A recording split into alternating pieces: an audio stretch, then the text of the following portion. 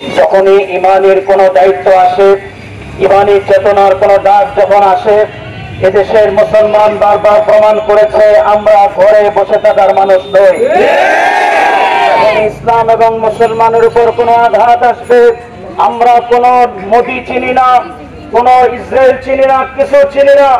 যখনই আমাদের উপরে কোনো আঘাত আসবে, মুসলমান মা বোনদের উপরে আঘাত আসবে, আমাদের জীবন দিয়ে হলেও আমরা তাদের ইজ্জত রক্ষা করে ছাড়ব। এদেশের মুসলমান বারবার প্রমাণ করেছে তারা জীবন দিতে জানে, তাদের জীবনের সব কিছু বিলীন করে দিতে জানে, কিন্তু ঈমান বিক্রি করতে জানে না। আজকে ইসকন নামক হিন্দু উগ্র সংগঠন, জঙ্গি সংগঠন সারা বাংলাদেশের ৬৩ জেলায় মুসলমানদের বিরুদ্ধে ষড়যন্ত্রে মেতে উঠেছে। মা বোনদের ইজ্জতের উপর আঘাত করছে, মা বোনদের ইজ্জত নিয়ে তারা হরে খেলায় মেতে উঠেছে।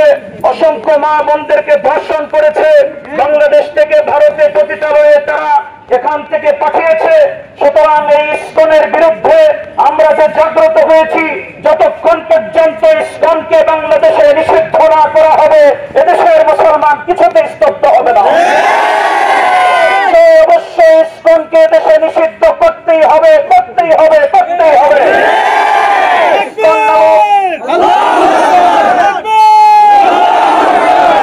ইসকন নামক জঙ্গি সংগঠনের সমস্ত কার্যক্রম বন্ধ করে যারা অপরাধের সাথে জড়িত, হত্যাকাণ্ডের সাথে জড়িত, মা বোনদের ধর্ষণের সঙ্গে জড়িত, অবশ্যই অবশ্যই অনতি বিলম্বে তাদেরকে গ্রেফতার করে আওতায় এনে, আইনের আওতায় এনে ধর্ষকদেরকে ফাঁসিতে ঝোলানোর আগ পর্যন্ত মুসলমান চুপ করবে না।